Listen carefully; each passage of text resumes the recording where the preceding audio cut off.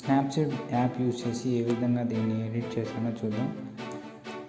గ్యాలరీలోంచి ఇమేజ్ని share to Snapseed అని కొట్టి మనం ఈ విధంగా స్నాప్సీడ్ ఓపెన్ అవుతుంది. అందులో డిఫరెంట్ స్టైల్స్ ఉంటాయి. డిఫరెంట్ స్టైల్స్ని సెలెక్ట్ చేసుకోవాలి.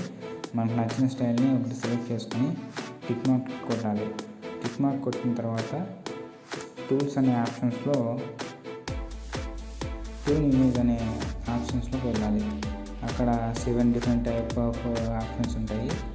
మనం వేలుతో ఇలా పైనకి కిందకి అంటే అవి కనిపిస్తాయి. దాని తర్వాత అది ఇంక్రీజ్ చేయాలా డిక్రీజ్ చేయాలా అనేది రైట్ హ్యాండ్ సైడ్ అంటే ఇంక్రీజ్ అయితే, లెఫ్ట్ హ్యాండ్ సైడ్ అంటే డిక్రీజ్ అవుతాయి.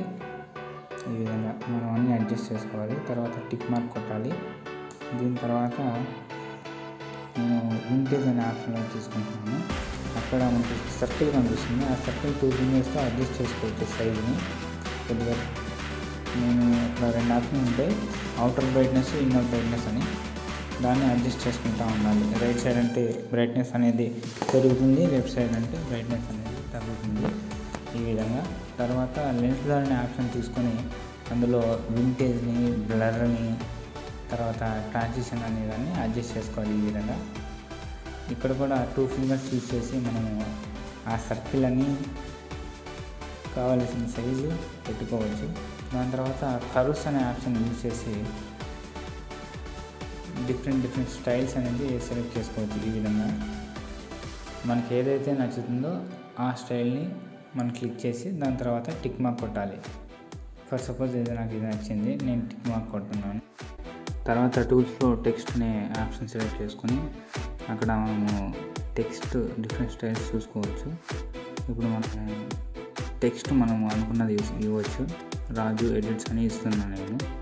ఈ విధంగా ఇచ్చిన తర్వాత దాని సైజ్ అనేది పెంచుకోవచ్చు, తగ్గించుకోవచ్చు, పొజిషన్ కూడా మార్చుకోవచ్చు. ఈ విధంగా ఇప్పుడు నేను ఇక్కడ పెట్టుకుంటున్నాను.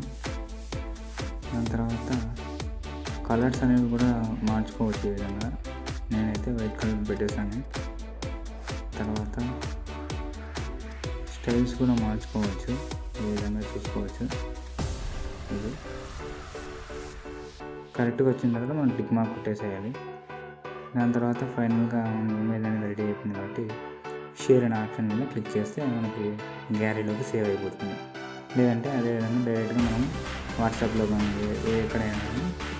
ఫైనల్లీ ఫోటోని అయితే ఇక్కడ నుంచి ఇక్కడికి ఎడిట్ చేసేస్తాం. Please subscribe to my channel.